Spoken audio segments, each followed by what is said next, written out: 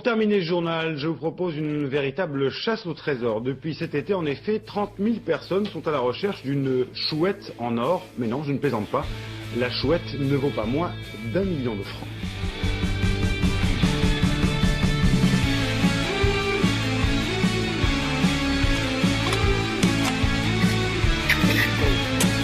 La chouette d'or, à la base, c'est une chasse au trésor qui est prévue pour durer entre 6 et 8 mois, quelque chose comme ça.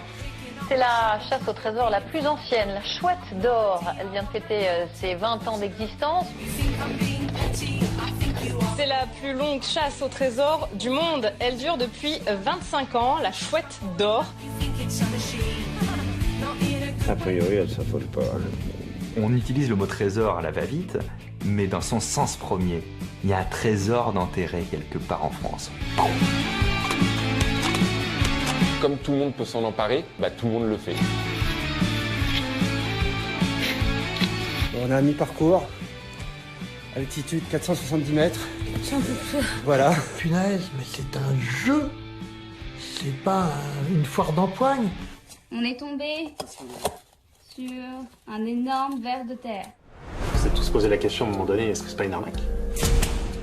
La plus belle escroquerie du siècle. Savez-vous qui n'a jamais été enterré? The solutions were correct, but there'd never been anything buried on the site. Ça soulève 1000 questions. Je suis allé vérifier le contenu de la cache. 11 énigmes à résoudre et 30 ans plus tard, la statuette est toujours introuvable. Où est-ce que les choses ont commencé à mal tourner?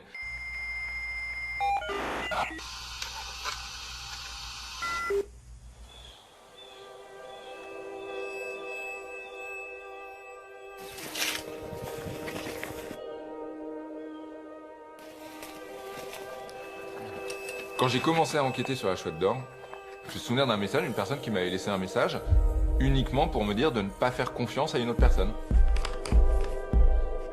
J'ai reçu des coups de fil à toute heure du jour et de la nuit. On ne peut pas s'empêcher de se demander qui nous ment dans cette affaire en fait. Je m'appelle Nico Pratt et je suis journaliste. J'ai écrit sur la chouette d'or pour le magazine Society. Comment elle fonctionne cette chasse? Oh là, alors faut pas que je m'embrouille. Sur le papier, c'est assez simple. Un petit fascicule comportant 11 énigmes a été édité.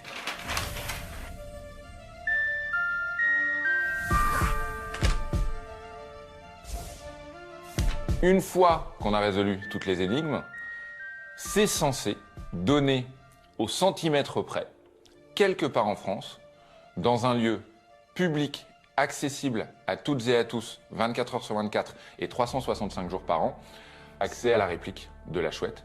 Et une fois qu'on est en possession de cette réplique, on peut réclamer la chouette d'or.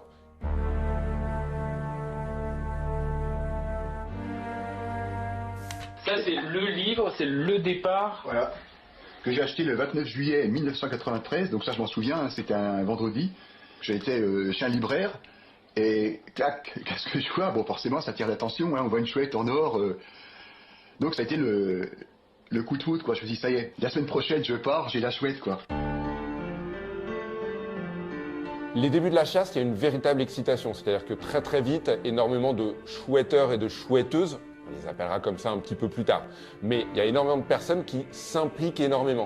Obsession, fascination, douce folie chez les chercheurs de la chouette d'or.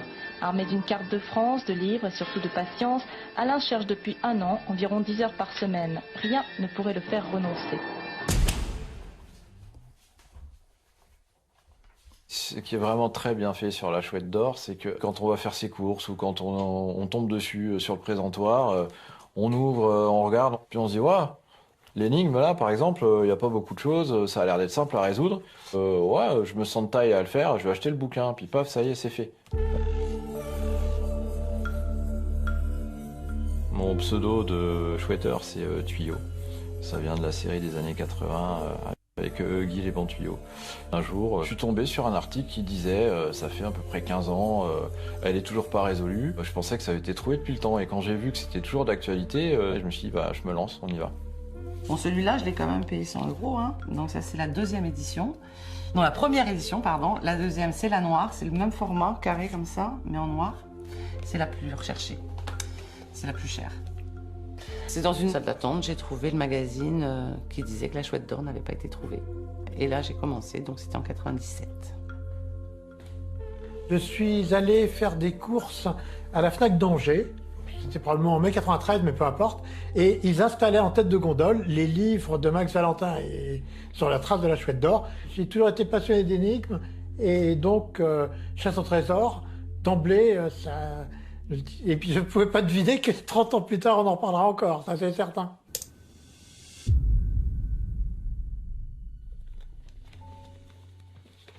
Salut! Ces dernières années, j'ai par 2 fois abordé le sujet de la chouette d'or dans mes vidéos. Une chasse au trésor mythique, la plus longue, la plus mystérieuse, qui reste encore à ce jour non résolue. L'histoire de la chouette, quand j'en fais une petite vidéo YouTube, je dis à mon équipe, on fait une vidéo, je vous le dis, ça va faire 50 000 vues, ça va intéresser personne, c'est un truc de niche. Et 50 000 personnes qui regarderaient, ce serait franchement pas mal. Si la chouette est toujours enterrée, c'est bien parce que ces 11 énigmes sont uniques en leur genre. La vidéo, elle a fait 1 million de vues. 1 million de vues, pour moi, ça montre encore à quel point on peut tous s'attacher à ce sujet, à cette légende.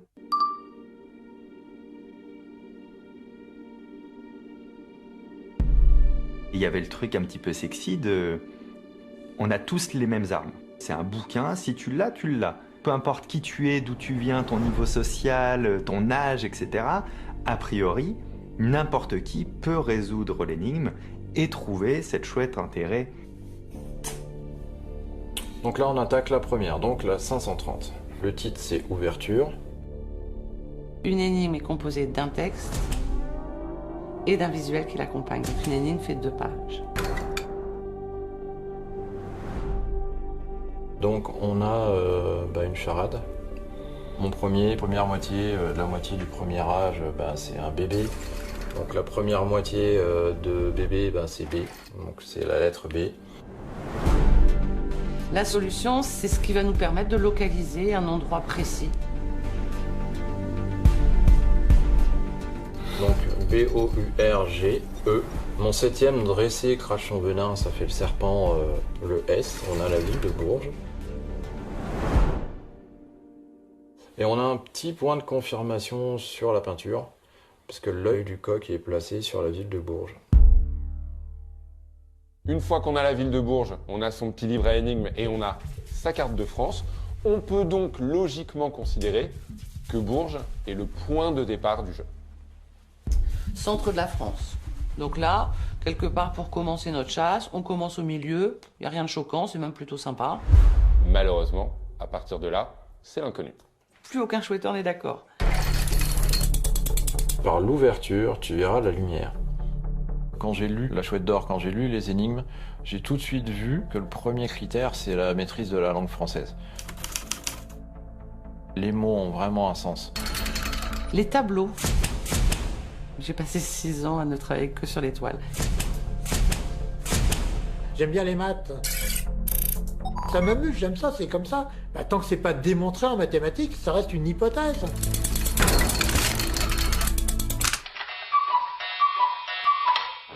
Ce dessin-là, en fait, représente une partie de la carte de France. Célestat, Dabo, Strasbourg, Neuf-Brisach, le Rhin. Ça, vous en êtes persuadé? Oui.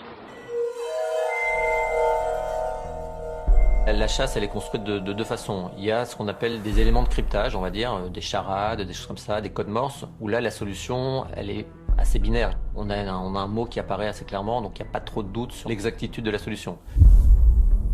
Ce qui est plus compliqué, c'est qu'en général, ce mot ensuite s'inscrit dans une phrase qui est un peu plus elliptique, un peu plus poétique, où là, en effet, on va dire arriver à trouver un navire noir perché, enfin des choses comme ça, où là, ça laisse place à une grande imagination, où tout le monde peut imaginer que ce navire noir perché peut être une représentation sur un tableau, la constellation du navire, enfin je veux dire, on peut aller très très très loin, et donc c'est vrai que chaque énigme donne lieu à une quasi-infinité de solutions en fait.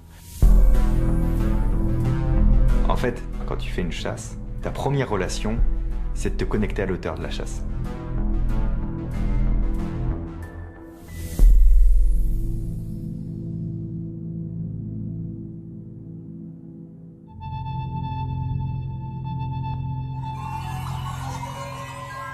va falloir comprendre son état d'esprit, sa manière de penser, sa manière d'être. C'est une discussion qui est déliée d'un point de vue temporel, c'est un voyage dans le temps, quoi. Il y a un mec qui a écrit en pensant à ceux qu'elle allait chercher, donc il leur parle à eux avec un temps d'avance, et nous, avec un temps de retard, on essaie de comprendre la manière qu'il avait au moment où il a voulu nous parler. C'est fou aussi, ça. La seule chose, ou presque, sur laquelle s'entendent les chouetteurs et les chouetteuses, c'est autour de cette fascination pour le personnage mystérieux qu'est Max Valentin.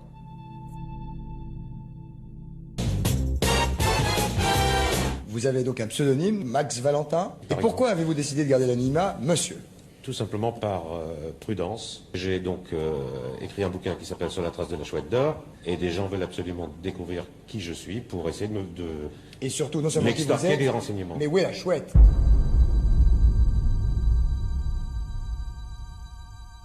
Au fil du temps, le nombre d'individus qui ne cherchaient pas la chouette d'or, ils cherchaient Max Valentin, ce qui n'est pas totalement la même chose, quoi. Ah ben oui, ça c'est indiscutable. Le but de la quête, c'était de trouver Max Valentin. Max Valentin, c'est un personnage qui a été créé de toutes pièces, qui n'existe pas, et ça peut être n'importe qui. En plus, ça peut être quelqu'un de très connu, ça peut être un comptable qui a fait ça en dehors de ses horaires de travail pendant une semaine, ou alors un mec qui est un génie des sciences qui a préparé ça pendant 10 ans. On ne sait pas grand-chose, en fait.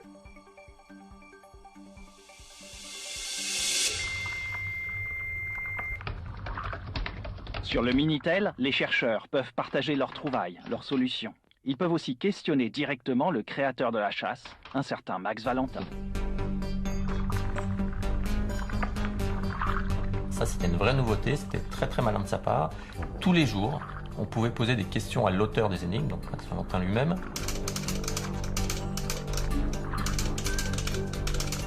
Et donc ça, c'est vrai que ça crée un lien très fort et une envie très forte de revenir, parce que ça permettait de valider ou chercher à valider ses hypothèses.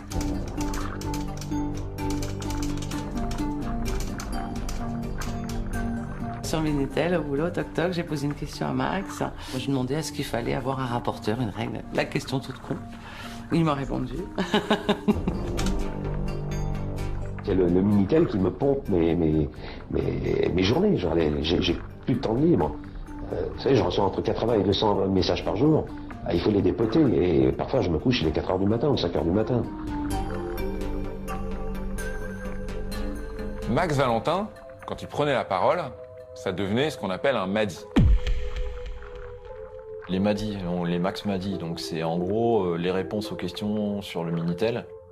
Un Madi, c'est tout simplement ces propos rapportés qui deviennent, dans l'univers des chouetteurs et des chouetteuses, qui deviennent paroles d'évangile, qui deviennent une vérité. Il y en a en tout 118 000.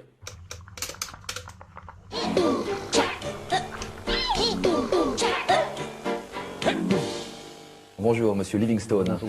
Quand vous tapotez sur le Minitel, vous rencontrez vous aussi d'autres chercheurs de chouettes d'or, et vous avez découvert que ce n'était pas seulement un jeu pour vous, c'est-à-dire? Ça dépasse très nettement le stade du jeu. Oui. Au départ, oui, c'était stimulant, il y avait un jeu, il y avait des énigmes, il y avait des choses comme ça. Et puis, petit à petit, c'est devenu plus une sorte de rencontre, parce que c'est l'échange, c'est la convivialité, c'est justement la confrontation des points de vue qui est très intéressante. Et moi, je n'ai pas l'impression de chercher la chouette seule. C'est un lieu de réunion, il ne faut pas oublier que les gens viennent régulièrement sur ces forums. Enfin, il y a des gens qui vont y passer, ça va devenir leur loisir principal. En réalité, il y a eu la naissance du gourou Max Valentin aussi, il a été un peu gourouisé.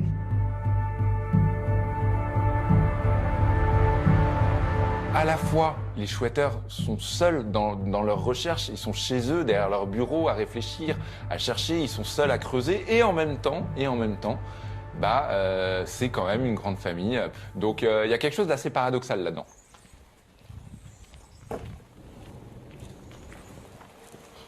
Ça sent le chouetteur par là-bas.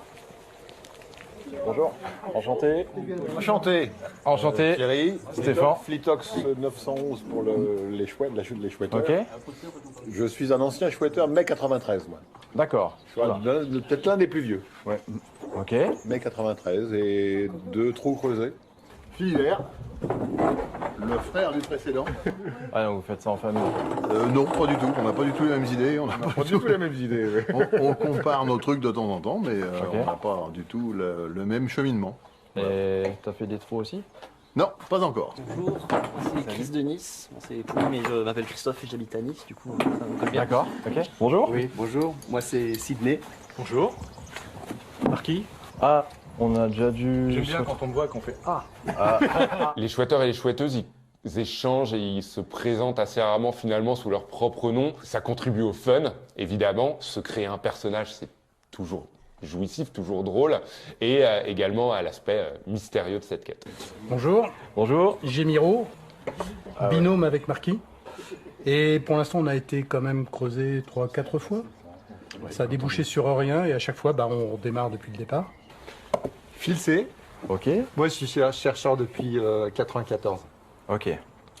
Voilà, c'est un chercheur, plein de trous à mon actif, des centaines. Les chouetteurs et les chouetteuses, ils échangent énormément sur les forums au quotidien, mais ils se voient également une fois par an. Ils se retrouvent tous ensemble, en tout cas autant que possible, justement pour évidemment se connaître, c'est la beauté de la chose, mais aussi pour récupérer quelques indices.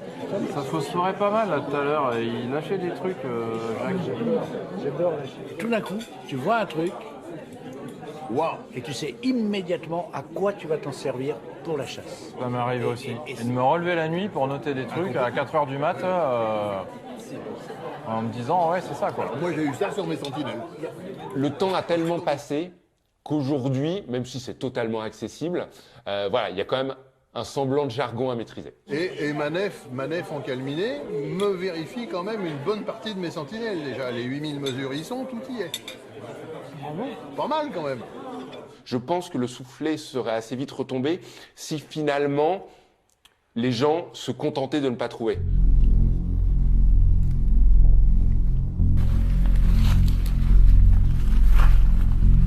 Sauf qu'il y a des gens qui trouvent, ou en tout cas qui pensent trouver.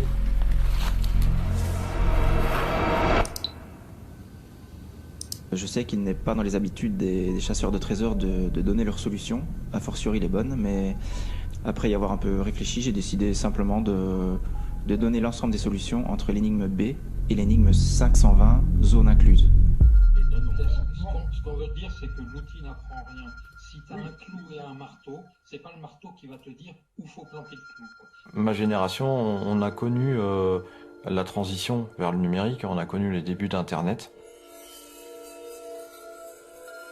Donc là sont apparus les forums, etc. Ça a commencé à vraiment changer. Le temps en même temps a fait son œuvre, donc on peut trouver les résultats de certaines énigmes librement sur Internet. Donc théoriquement, sur base des énigmes, moi je vois minimum 4 traits, quoi. Et là, ça devient une chasse qui s'accélère un peu plus. Celle d'après, c'est quoi? La 470.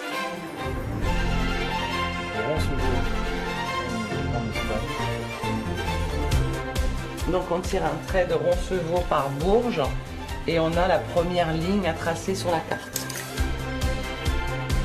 Quand Anne-Mar s'allie à la fibule de Prénest, c'est un artefact archéologique. Et du coup, c'est là où moi, ça opère un changement dans mon jeu parce que là, je m'aperçois que derrière, ça pousse à la roue. SVD. En latin, SVD se lit sud. Il y a Angers, Bourges, Cherbourg, Dieppe, Épernay, Forbach, Gérardmer, Héricourt, Issoire, Jarnac. Il y en a des communes. Il faut essayer de percuter assez vite.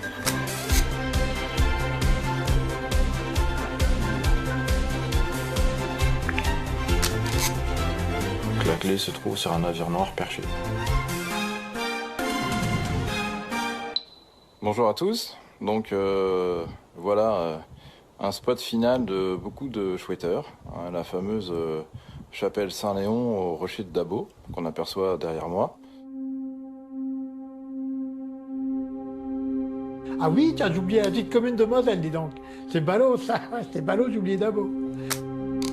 Là, il trace une orthogonale. Et là, on tombe sur Dabo.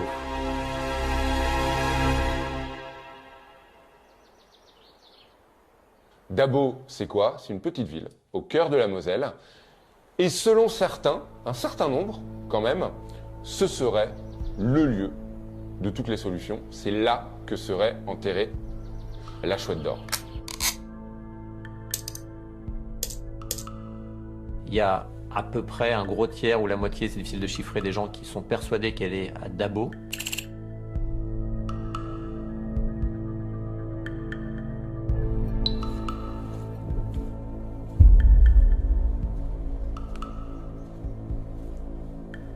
Il y a un trou par mètre carré au pied de la borne Saint-Martin. J'ai vraiment halluciné. Ça, c'est le truc qui m'a un peu le plus bluffé. Salut à tous, c'est Cactus. Alors aujourd'hui, une petite vidéo sur Dabo. Le nouveau pile-poil que j'ai détecté.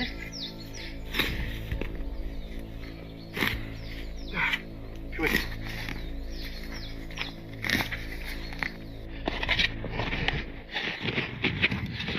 La petite pierre. Ah, les daboïstes, les anti-daboïstes, les non-daboïstes, les pro-daboïstes. Dabo. Voilà, donc on redescend de l'ascension. Super panorama, c'était magnifique. Mais bon, pour nous, c'est pas là.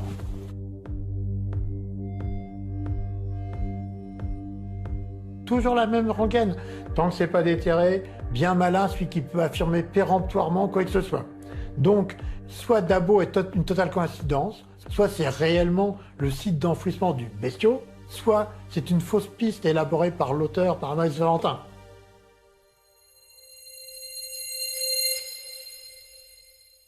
Les gens se fourvoient dans les fausses pistes.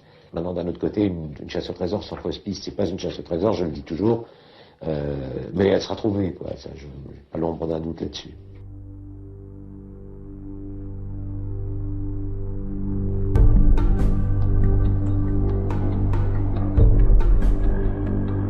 Il y a un certain nombre d'indications supplémentaires. C'est censé être des indices, des éléments qui permettent de débloquer des situations et de réorienter les recherches des chouetteurs. Écoutez bien celui-là. La nef est encalminée pour toute éternité. Ça veut dire donc encalminé? Encalminé, c'est qu'il y a... Immobilisé par manque de vent. Immobilisé. Ça va pas bouger tout de suite. Aujourd'hui, avec le recul, on se rend compte qu'un certain nombre de ces indices étaient un peu trop simples et donc finalement ne débloquaient pas grand-chose. Est-ce que c'était pas une petite astuce de Max Valentin pour faire parler de son œuvre? C'est possible. J'aperçois que les yeux de Max qui me regardent. Je suis en train d'expliquer une énigme, la 780, on est tous dessus en ce moment, pratiquement. Combien Moi, je m'amuse beaucoup parce que Comet m'écrit souvent sur le 3615. Ouais, 3615 Maxval. Donc, je la connaissais pas, je fais sa connaissance, là.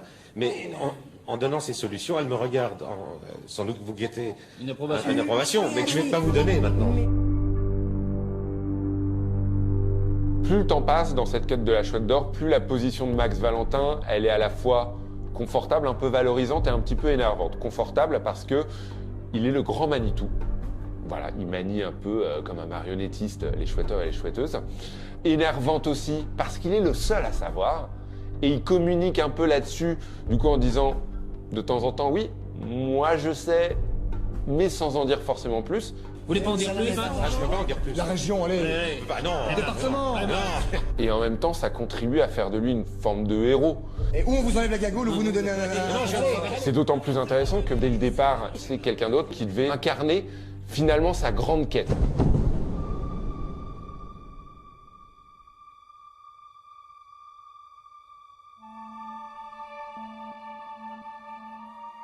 L'un de mes ancêtres était le fils naturel du comte de Chambord, le dernier prétendant légitime au trône de France. Alors la chasse au trésor, elle est co-signée par deux personnes. Max Valentin, donc celui qui a conçu, qui a rédigé les énigmes, et elle est également co-signée par Michel Becker, qui est donc l'auteur des illustrations.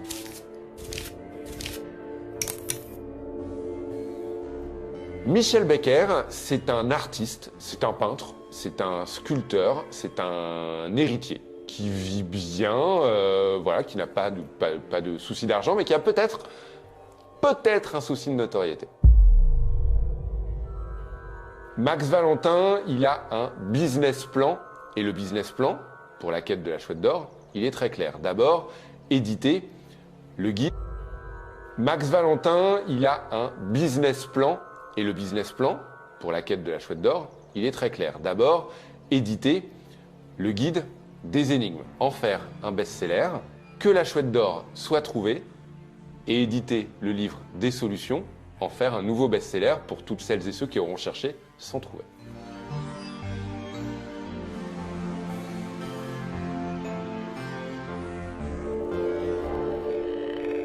Michel Becker, il est non seulement l'illustrateur des énigmes, mais il est également celui qui a conçu le lot, donc la chouette en or. Max Valentin, il a trouvé un artiste financièrement à l'aise qui pouvait l'aider à créer l'objet de ses rêves.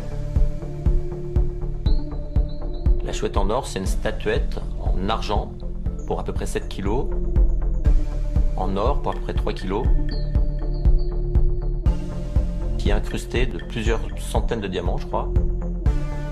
Et donc en fait, cette chouette qui pèse donc une dizaine de kilos vaudrait à l'époque à peu près 150 000 €, 1 million de francs de l'époque. Et j'ai voulu par là amener à ce trésor une valeur symbolique qui me paraît beaucoup plus plaisante qu'un vulgaire sac de pierres précieuses et un vulgaire tas de lingots.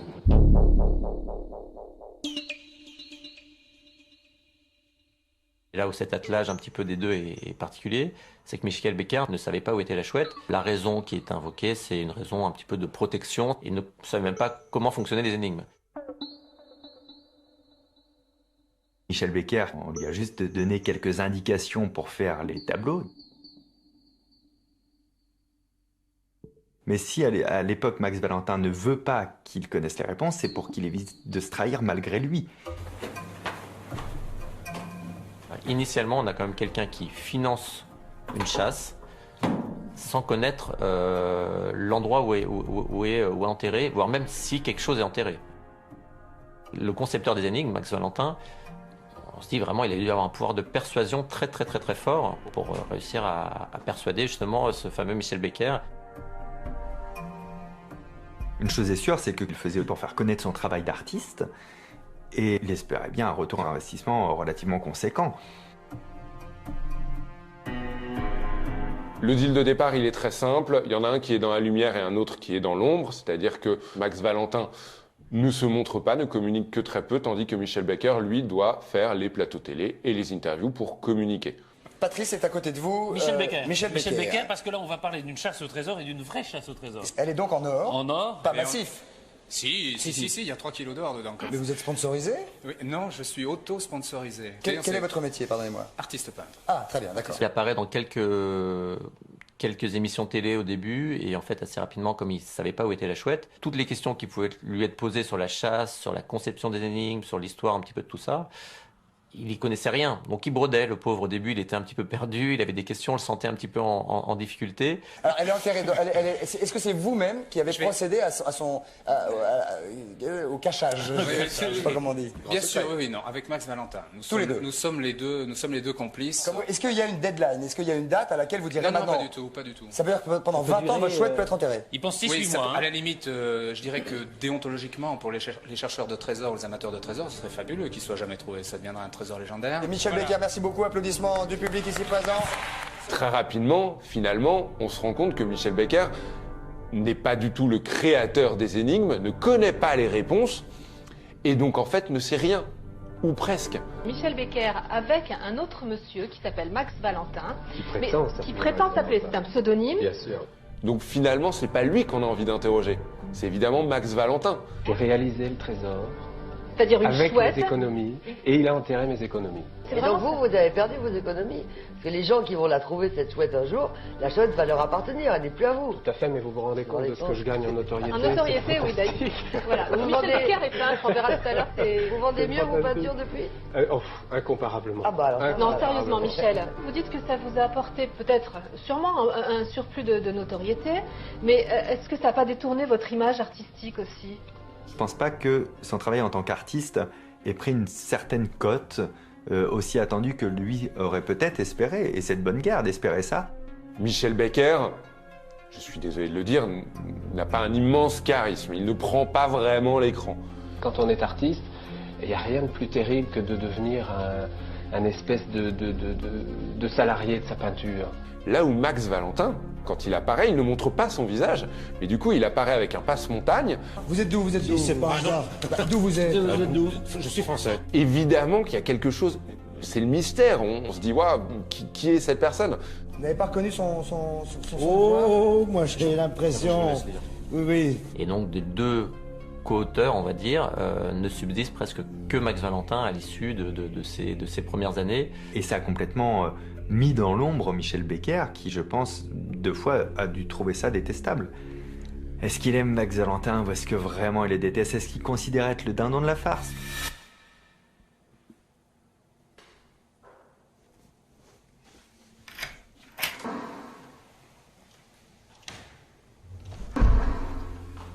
Si on parle de Max Valentin, on parle de quelqu'un qui n'a jamais existé.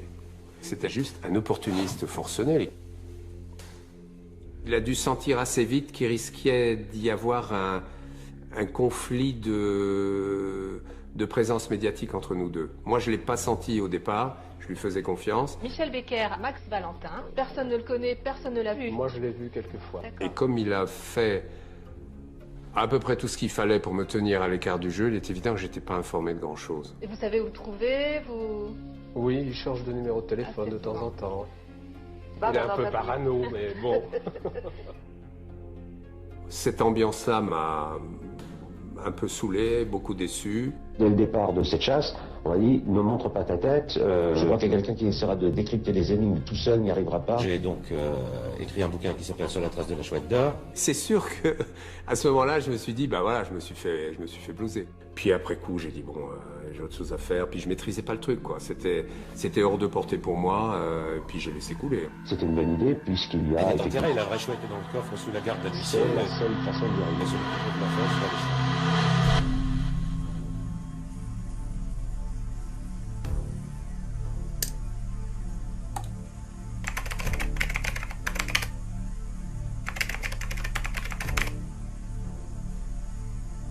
« 23 avril 2009, Max Valentin décède. 16 ans, jour pour jour, après avoir enterré la fameuse chouette.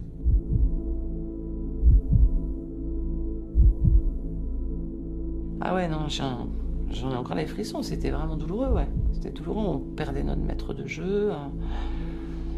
Donc, ouais, c'était compliqué. Et donc là, ça a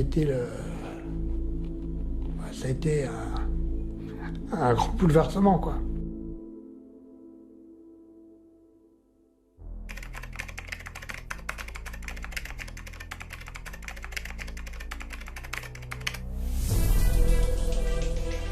Il y en a qui n'ont pas cru d'ailleurs qu'il était décédé, Max Valentin, au départ. Il y avait une vraie légende urbaine de « ça peut pas être aussi timé ». C'est pas possible. Là aussi, c'est un truc, il a changé d'identité. Et très vite, c'est la panique. Il a emporté avec lui beaucoup de mystères. Il était le seul à savoir, a priori. Est-ce que c'est la fin de la quête? Est-ce qu'il a transmis les réponses à quelqu'un? Moi, je m'étais toujours dit qu'à un moment donné, Max Valentin, au fur et à mesure de sa vie, partagerait un peu plus le secret. Ouvrirait quelque chose pour que ça se retrouve d'une manière ou d'une autre. Et à ce moment-là, je me souviens très bien à l'époque, je dis, oh, bah, c'est fichu, c'est terminé.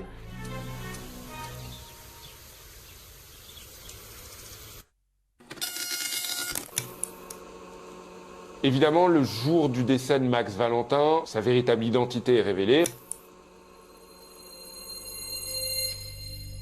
On découvre donc que c'est Régis Hauser, publicitaire.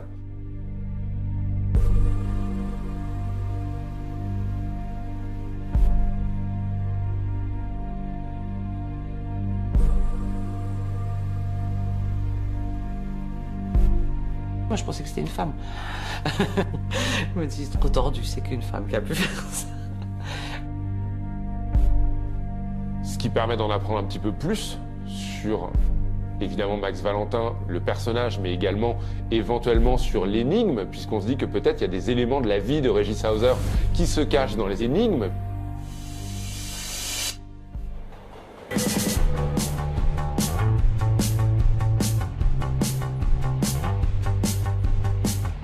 Régis Hauser, c'est pas n'importe qui, c'est un publicitaire chevronné, c'est un boss du marketing. D'ailleurs, il a sorti des ouvrages consacrés au marketing.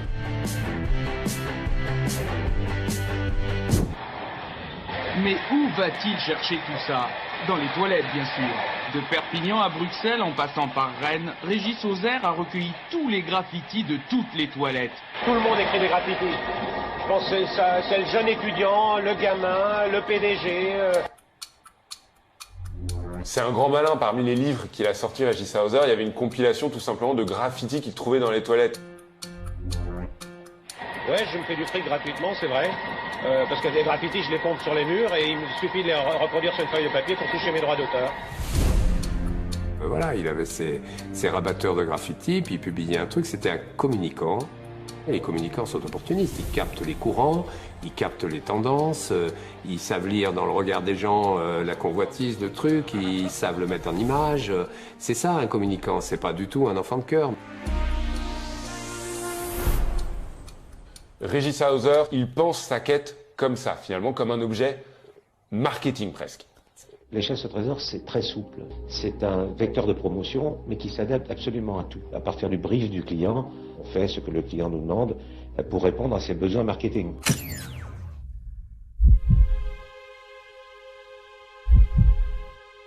Régis Hauser, il était là pour le business, il n'était pas là pour enfiler des perles, lui, en aucun cas.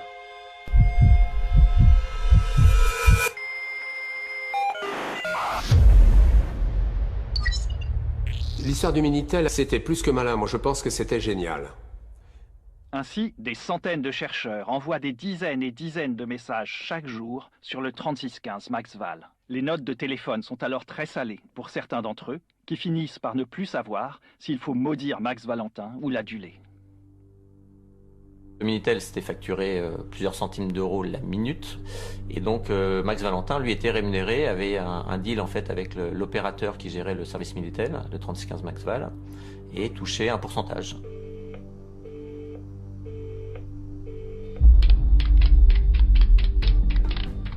Les éditions Max Valentin gèrent le Minitel, ça doit simplement apporter assez d'argent pour que ça puisse continuer à tourner. Mais là, je rassure ou je renseigne au moins les chercheurs qui pensent que tout le monde est milliardaire dans cette affaire, c'est faux. Ça lui représentait un complément de revenu très sympathique parce que ça lui faisait un revenu fixe qu'on estime à plusieurs milliers d'euros. Je crois qu'on a évoqué 5, 6 000, 7 000 euros par mois. Alors en effet, toute la question un petit peu sous-jacente derrière ça, c'était est-ce que son intérêt n'était pas de fidéliser d'une certaine manière, comme disent les communicants, les gens du marketing, les chercheurs en les faisant revenir régulièrement sur ce Minitel. Quelqu'un qui se laisse hameçonner par le Minitel et n'en sort plus, et va avoir des factures de téléphone monstrueuses, c'est quelqu'un qui est immature.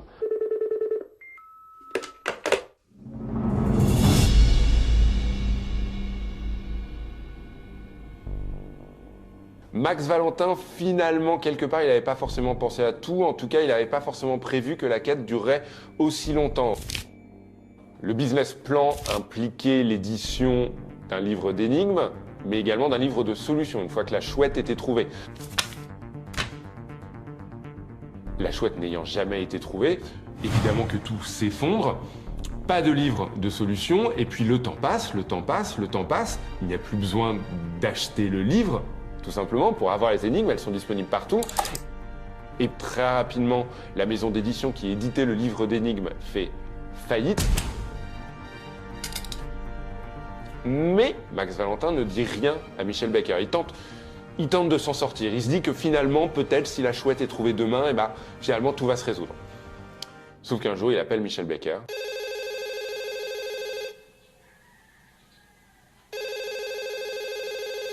J'étais en train de, je sais plus quoi, de faire du design, de dessiner quelque chose, le téléphone sonne, et j'entends Régis Hauser.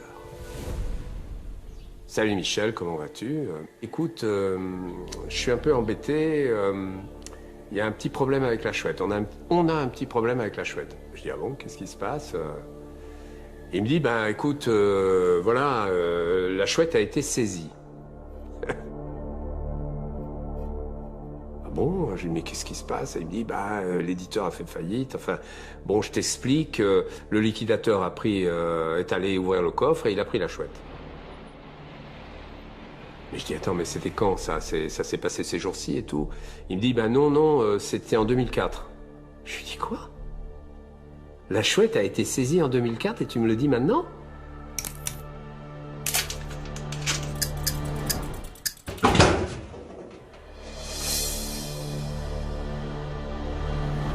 Max s'est fait saisir la chouette d'or. S'il a pu miser quelque part notre trésor, parce que nous c'est le trésor qu'on cherche, et se le faire prendre parce qu'il a mal géré ses affaires, ça a mis quand même un coup de plomb dans l'aile à ce que je pensais de l'honnêteté de Max, en fait. Régis Sauzer, il entame évidemment des démarches auprès du liquidateur pour expliquer que la chouette n'appartient pas à la maison d'édition, mais qu'elle appartient à Michel Becker et qu'elle est surtout le lot d'une chasse qui est encore en cours. Régis dit, tu comprends, ils ont besoin que ce soit le propriétaire de la chouette qui intervienne. Et il me dit, t'es propriétaire de la chouette. C'est la première fois qu'il me disait ça, parce que depuis le début, il écrivait sur Minitel, la chouette n'appartient plus à Michel Becker, elle est destinée au vainqueur. Donc elle m'appartenait plus, elle appartenait au jeu. Au jeu. Et ça, c'est le point de rupture entre Michel Becker et Max Valentin, parce que Michel Becker ne comprendra pas et ne lui pardonnera jamais de ne pas l'avoir tenu au courant de la saisie de la chouette.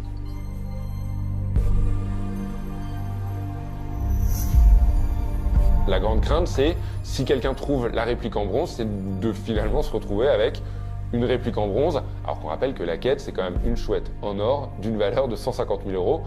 C'est pas la même passion, je pense, du coup.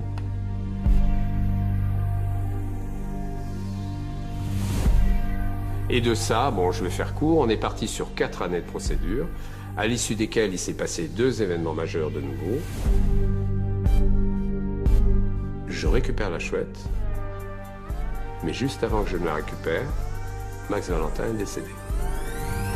Fin de l'histoire de la saisie de la chouette. Et paix à son âme, Max Valentin a échappé aux foudres de Michel Becker.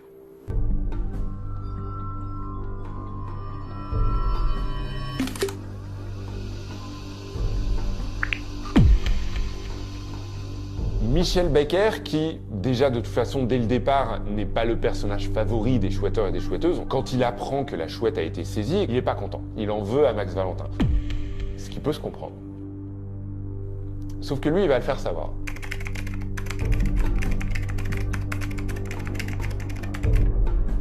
Lui, il va s'exprimer contre Max Valentin.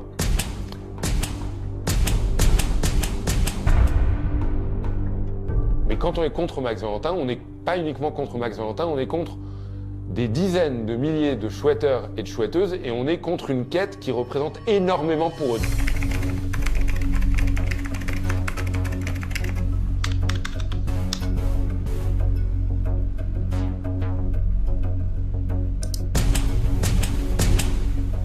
Salir, et je pèse mes mots, la mémoire de Max Valentin, j'ai pas de mots corrects, vous avez tombé dans l'argot, la vulgarité, voire pour certains la méchanceté.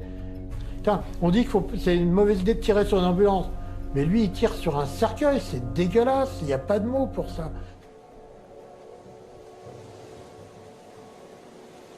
Et à partir de là, je me suis dit, et maintenant, qu'est-ce que je vais faire de cette chouette? Michel Becker, encore une fois, il a quand même des envies de notoriété, il a un petit peu envie de briller, les choses ne se sont pas passées comme ça, c'est Max Valentin qui a pris la lumière, mais Michel Becker, il n'a pas forcément renoncé à cette idée peut-être de devenir le personnage principal de cette quête. Et donc après la mort de Max Valentin, il va essayer de prendre le contrôle. J'ai assez vite réagi, j'ai pris contact avec les héritiers, j'ai dit écoutez, vous me remettez les solutions, je vérifie la cache, je vérifie la contre-marque, et je relance le jeu. Michel Becker, très vite, il va se rapprocher des héritiers de Max Valentin qui vont très clairement l'envoyer bouler. Ça faisait déjà 20 ans que j'avais investi 1 million de francs et on me répond « Non, non, mais toi, t'as rien à voir là-dedans, circule, t'as rien à voir dans l'histoire. C'était un peu saumâtre quand même pour moi, donc j'ai dit, bah, je vais faire ça avec mon élégance et ma discrétion habituelle.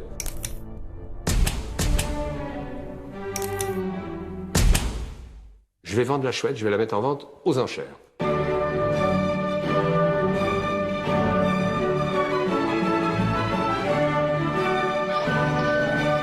Quitte à mettre la chouette en vente aux enchères, Drouot, ça me paraît tout indiqué.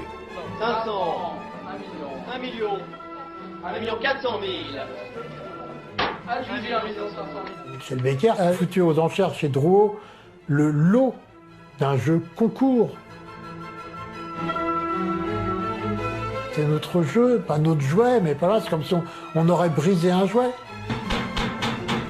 Pour les chouetteurs et chouetteuses, je pense qu'il y a 2009, la mort de Max Valentin, et 2014, Drouot. Nous, on a eu très peur. Hein.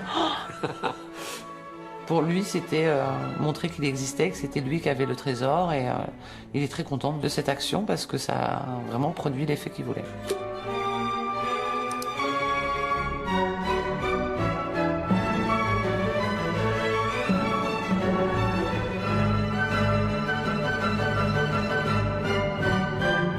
Ça va aller tellement loin que les chouetteurs et les chouetteuses vont appeler Drouot, harceler Drouot. On parle de centaines, voire de milliers de coups de téléphone. Comme vous avez pu le constater. Ça va aller tellement loin que les chouetteurs et les chouetteuses vont appeler Drouot, harceler Drouot. On parle de centaines, voire de milliers de coups de téléphone. Comme vous avez pu le constater, la chouette pour les fameux chouetteurs n'est pas présentée à 7 ans. La chouette a été retirée pour permettre aux chouetteurs de l'avoir volée un jour dans leurs mains. Finalement, la chouette d'or ne sera jamais mise en vente chez Drouot. Elle va être retirée de la vente. J'ai pas été déçu en fin de compte. Ça s'est inscrit dans le fait de secouer le cocotier pour essayer d'obtenir les solutions, quoi.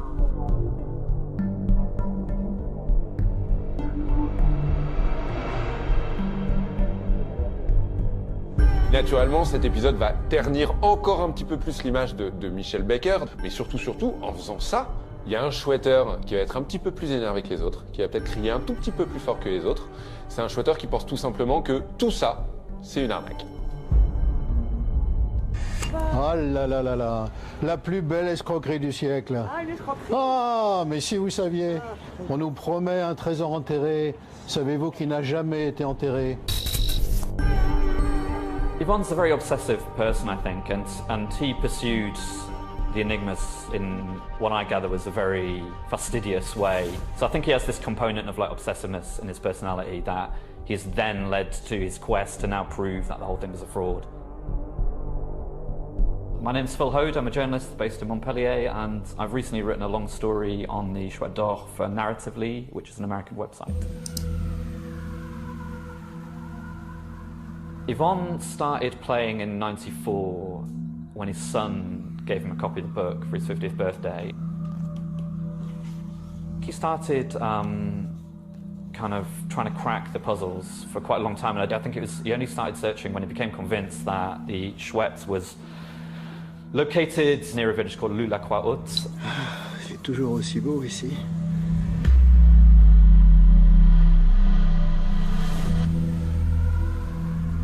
He started searching in the 2010s, and I gather he made several pretty deep searches on the mountainsides near there. Never found anything. And then at that point became convinced that the solutions were correct, but there'd never been anything buried on the site.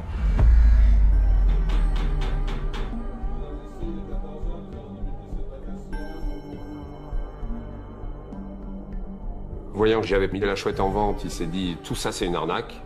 Et il est quand même allé jusqu'à convoquer la presse pour montrer à tout le monde l'emplacement de la cage, pour montrer où était la chouette d'or. L'article du journal est titré « J'ai trouvé la chouette d'or ».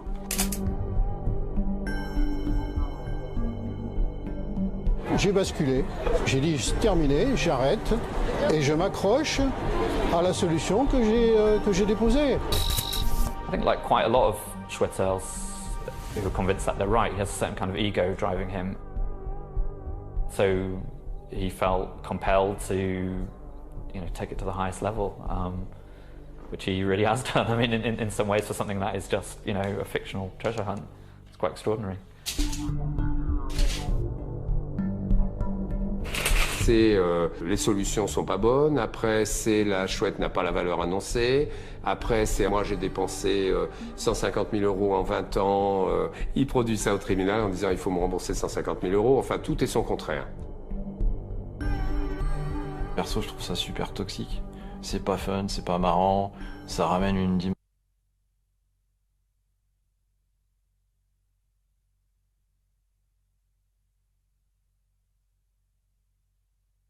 Je crois aujourd'hui 15 ou 20 plaintes contre les huissiers, contre les avocats, contre 50 joueurs qui ont fourni 50 attestations pour dire pour nous tout va bien, le jeu se déroule bien.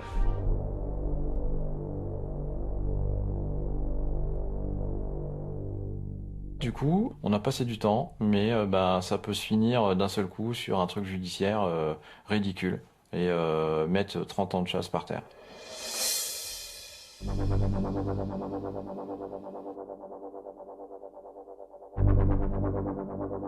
Yvon Crollet, il va tellement embêter la famille de Régis Hauser que la famille va prendre peur et va décider que non, on veut rien avoir à faire avec tout ça.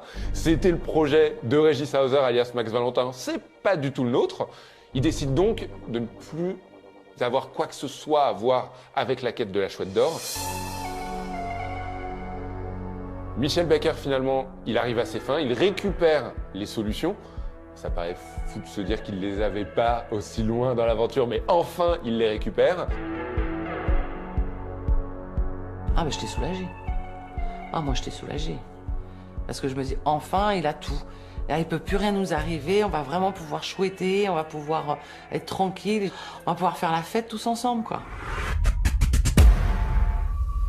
J'étais un peu naïve, ouais. J'étais un peu naïve. J'ai ressorti de déjà vieilles enveloppes qu'on a cherchées tellement longtemps. 2 enveloppes.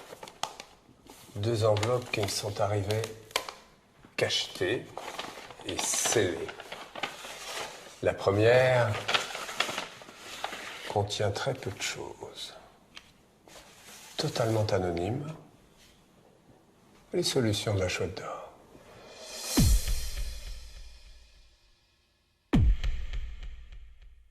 Sauf que les ordinateurs d'aujourd'hui n'ont plus de lecteur de disquettes. Donc il a fallu se procurer une machine équipée d'un lecteur de disquettes.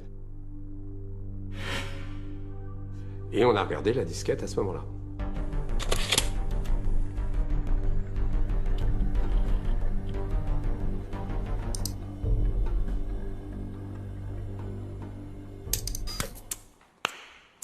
À qui je vais bien pouvoir le dire? Et là, je me suis dit, à personne. Voilà, ça c'est un plaisir qu'on ne peut pas partager.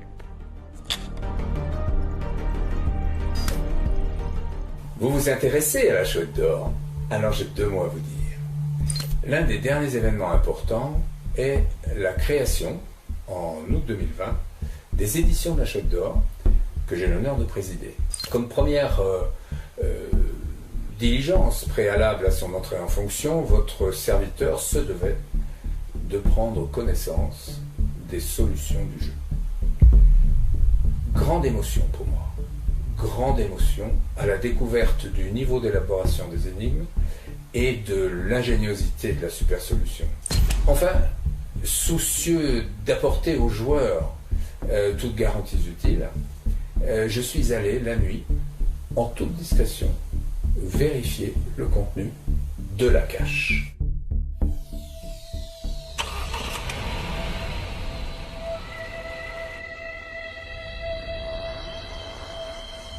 Qu'est-ce que ça veut dire? Il a les solutions. Qu'est-ce que ça veut dire? Il va chercher la chouette.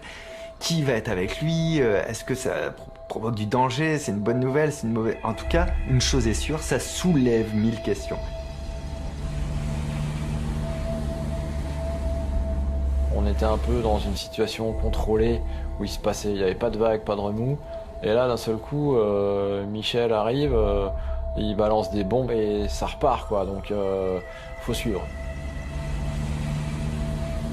Lorsque j'ai vu où était enterrée la chouette, je me suis dit, bon, qu'est-ce que je vais faire? Elle est enterrée depuis quand même longtemps, il faut que j'en ai le cœur net. Je suis allé sur place, avec l'huissier.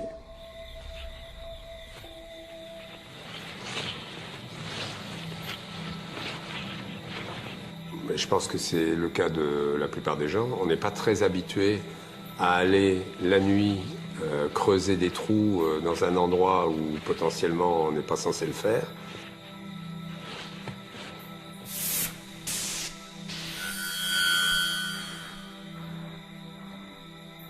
On s'est fait des petits romans. Elle me dit si jamais les flics débarquent, je leur dirai que je suis huissier, ça va les calmer quand même.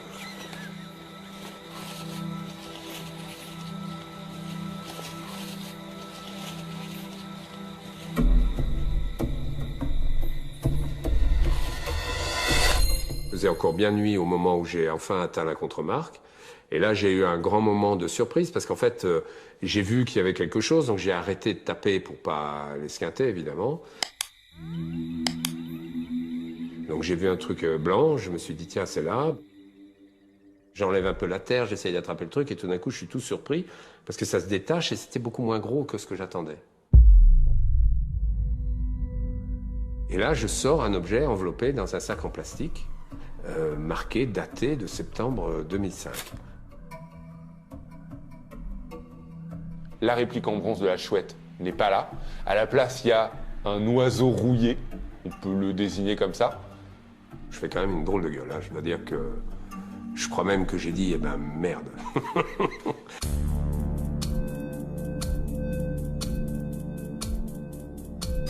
J'ai effectivement trouvé la contremarque. Il s'agit bien d'un oiseau en métal ferreux, extrêmement corrodé et recouvert d'une épaisse couche de rouille. Mais ce n'est pas le tirage numéro 1 de la chouette. Malheureusement, Max n'est plus et on ne saura jamais ce qui s'est passé. Par honnêteté et respect pour les joueurs, j'ai donc replacé en lieu et place de la première contremarque le second tirage de la chouette, rigoureusement identique à la précédente. Soyez donc rassurés, vous ne cherchez pas en vain.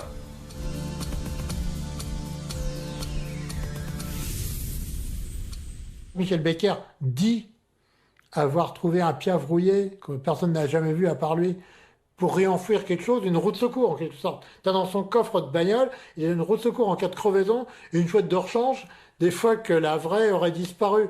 Mais c'est quoi ces balivernes?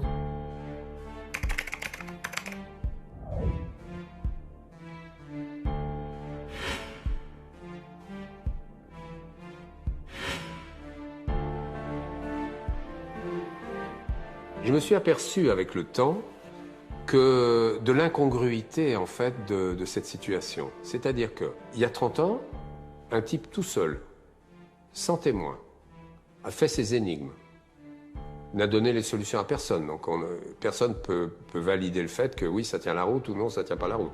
Personne. Lui tout seul. Il va tout seul enterrer quelque chose, sans témoin. Il certifie que tout va bien. Et puis jusqu'à sa mort, pendant 16 ans, ça fonctionne. Personne ne se pose de questions. Tout est parfait. Et du jour où j'interviens, où je dis, écoutez, moi je veux être sûr de chez sûr, puis en plus pour que vous soyez sûr, je prends un huissier avec moi. Ah ben là, on conteste tout. On est quand même sur un jeu où il y a 2 contre-marques, puisque la une, elle a disparu quand même, on ne sait pas où elle est. Soit elle est en terre quelque part, soit elle a été prise par quelqu'un, elle est sur une cheminée de quelqu'un qui veut pas se dénoncer. À la poursuite de la chouette d'or, donc, avec Armageddon, puisque vous avez un nom de code, comme tous ceux qui pratiquent cette course, ce jeu, comme on veut. Vous, c'est plus le côté ludique qui vous excite, que le côté commercial. Le côté commercial. Le côté pécunier, ça vous intéresse moins? Côté pécunier, oui, parce que je pense à réenterrer si je la trouve. Donc... Ah bon? Pourquoi? Alors parce que ça fait une suite. Ouais. C'est-à-dire que vous imaginez, le jour d'après, une fois qu'on aura trouvé cette chouette d'or, pour vous, ça va être un grand vide, sérieusement? Oui, je pense aussi bien pour les chercheurs que pour Max Valentin, ça peut être un grand vide. Ouais. Si c'est quelqu'un qui la trouve et qui ne dit rien à personne, c'est plutôt cet aspect-là qui me décevra. Je pense que justement il y a une certaine convivialité, un état d'esprit qui s'est installé parmi la plupart des chercheurs et ça me paraît impensable pour moi d'aller déterrer la chouette tout seul.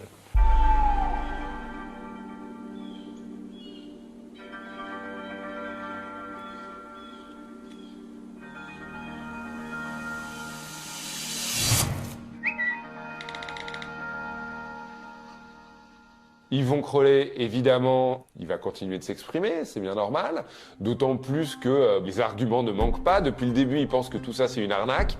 Michel Becker met en vente la chouette, donc évidemment que c'est une arnaque. Et puis Michel Becker, finalement, il revient dans le jeu. Il va vérifier que la chouette est toujours là et la chouette n'est pas là et remplacée par un oiseau rouillé. On peut comprendre Yvon Crollet quand il dit que tout cela n'existe pas, que tout cela est un immense mensonge, une immense arnaque.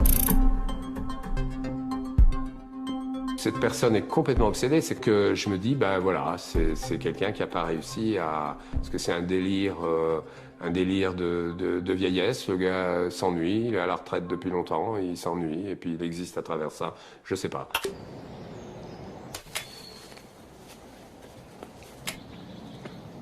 Regardez-moi ça, ah, la figure grimaçante du Joker. Comme si cette histoire n'avait pas assez de protagonistes, comme si cette histoire n'avait pas assez de mystère, de rebondissement, arrive dans l'aventure un homme mystère, encore un, qui se fait appeler le Joker.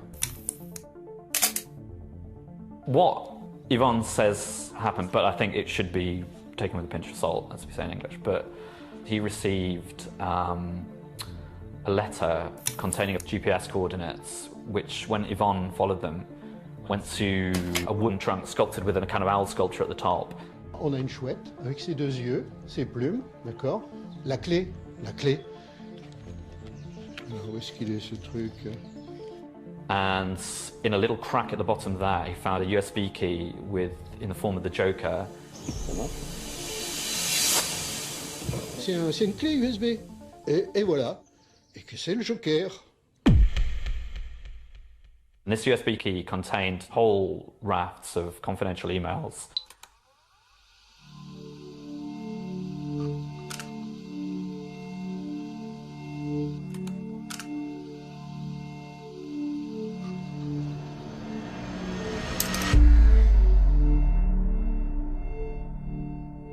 Il a récupéré par l'intermédiaire d'un corbeau des documents confidentiels qui étaient les échanges entre mon avocat et moi.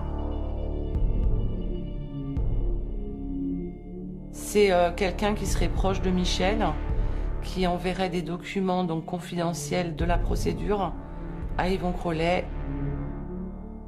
This USB key contains substantial amounts about what had happened behind the scenes, you know, the kind of discussions that had happened in the run-up to the checking of the cash site. Des gens, à mon avis, qui veulent arrêter le jeu, qui ne veulent pas qu'il y ait une fin normale.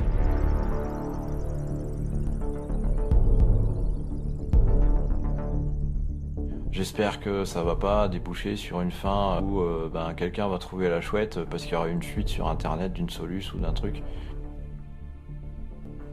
Ouais, il y a des trucs un peu chauds là. Ok, il parle de l'huissier de justice. Qui est cet homme? On ne sait pas. On peut imaginer malgré tout que le corbeau, le Joker, n'ait pas spécialement envie que la quête de la chouette d'or se termine, puisque dans les informations qui sont communiquées sur clé USB, il y a des informations confidentielles, mais aucune information qui pourrait mettre fin à la quête de la chouette d'or. Donc on peut imaginer que la personne ait malgré tout envie que ça avance et que la quête continue. Aujourd'hui, tant que la chouette n'est pas découverte, personne ne peut dire qu'il y a une arnaque. Personne ne peut juger de la pertinence des solutions, personne ne peut juger de l'exactitude de l'emplacement, personne.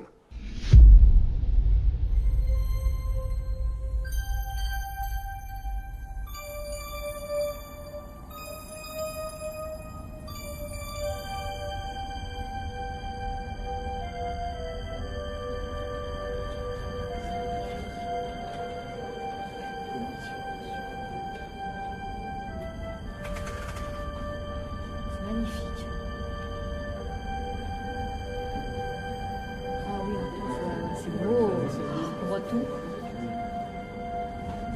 scintille.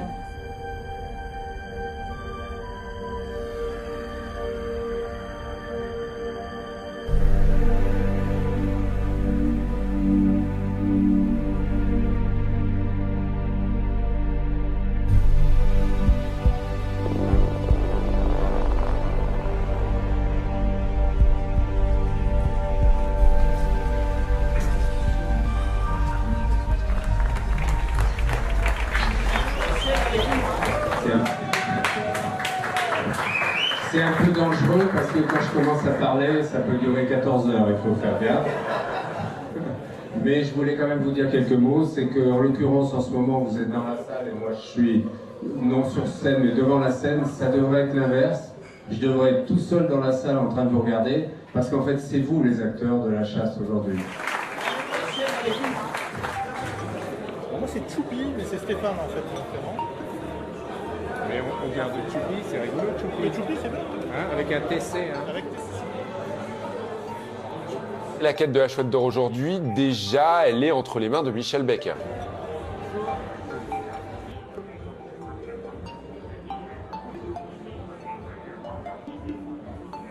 Michel Becker, c'est un nouvel homme, c'est un autre homme, j'ai envie de dire. Déjà, il est populaire auprès des chouetteurs et des chouetteuses. Il a réellement récupéré le rôle de Max Valentin. Il échange avec eux, il communique. Et comment tu t'appelles, toi? Nathanaël. Tiens, merci. Alors, une sensation très étrange pour moi, c'est quand je vois des gens m'approcher, pour la première fois. D'abord, ils ont rêvé de me rencontrer, je vois leurs yeux, je vois leurs regards, et j'en vois certains avec les larmes aux yeux, j'en vois d'autres qui tremblent. Et je me dis, mais c'est moi qui les impressionne comme ça me fait vraiment bizarre. Et c'est complètement irréel hein, pour moi, c'est gênant même.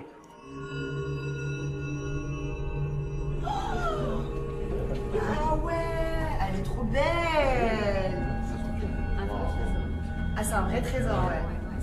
Je m'appelle Sarah Vargas, j'ai 28 ans, un peu moins de la chouette. Et je chouette depuis 1 an et 2 mois. Tu crois qu'elle regarde? Ah non, elle ne regarde pas, elle n'est pas contente.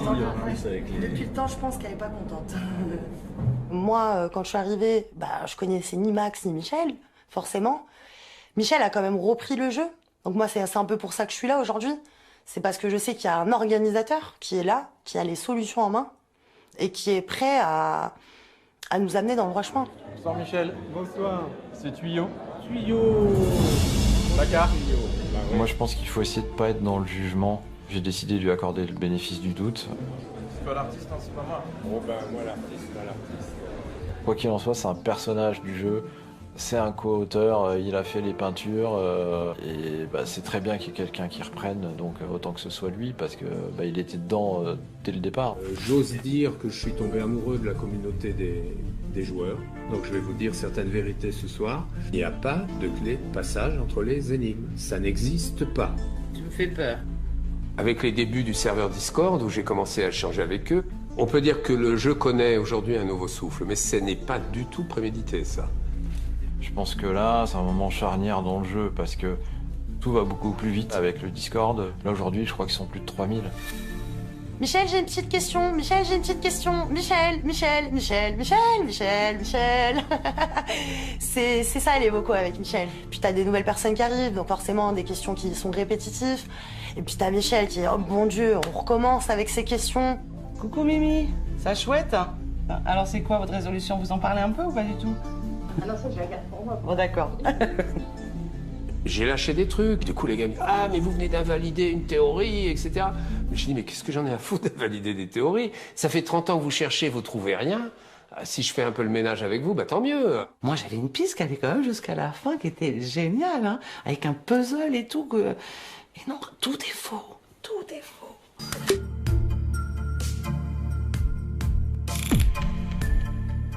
Là où il est très fort, Michel Becker, c'est qu'il a en plus mis en place un système de solutions. C'est-à-dire que désormais, il est possible d'envoyer un mail payant. Et Michel Becker, en retour, s'engage à le lire et à donner une réponse. Conformément, j'ai envie de dire, au business plan qui remonte à il y a 30 ans, Michel Becker peut faire de l'argent avec la Chouette d'Or. Je m'étais dit non, moi je veux pas jouer le personnage de Max, en aucun cas je ne reprends ce rôle. Malgré moi, c'est un peu ça quand même, puisqu'on parle plus des Maddy, on parle des Midi. Et puis, sentir un peu l'ambiance qu'il y a autour de ça, et j'avoue que c'est pas triste, hein. Il y a des moments fabuleux, quoi. Des esprits d'une vivacité qu'on ne soupçonnerait pas, des gens qui percutent au quart de tour et qui mettent le paquet, quoi. Qui mettent le paquet. On sent qu'ils moulinent pour de bon. Ouais. Donc la chouette est quand même en bête. Elle est quand même en danger, là.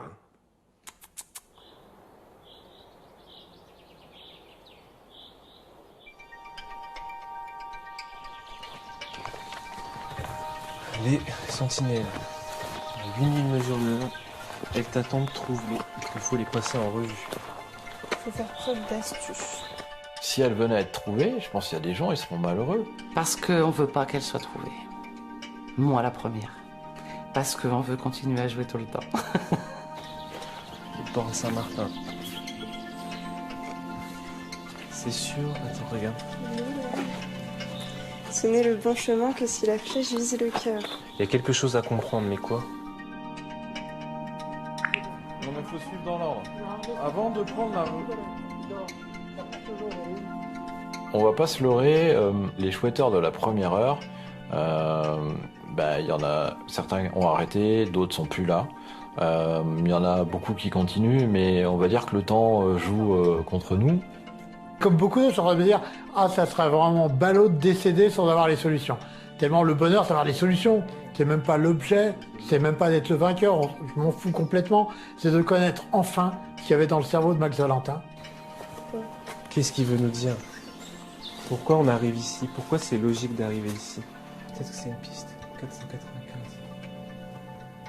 En tant que jeune chouetteuse, 28 ans, c'est aussi un challenge pour moi. Et j'adore. J'adore parce que je me prête au jeu et l'histoire fait que de commencer. Il y a un gros rocher quand même là-bas, il y a un gros truc. Hein. Oui, il y en a partout des gros rochers. On a fait le tour. Hein. Ce qu'on aime, c'est raconter des histoires. C'est pas nécessairement connaître la fin. Et d'un point de vue personnel, c'est un mystère que j'aimerais ne pas voir résolu. J'aimerais bien. Je trouve que ça, le geste a davantage de beauté. L'histoire a davantage de beauté, je trouve.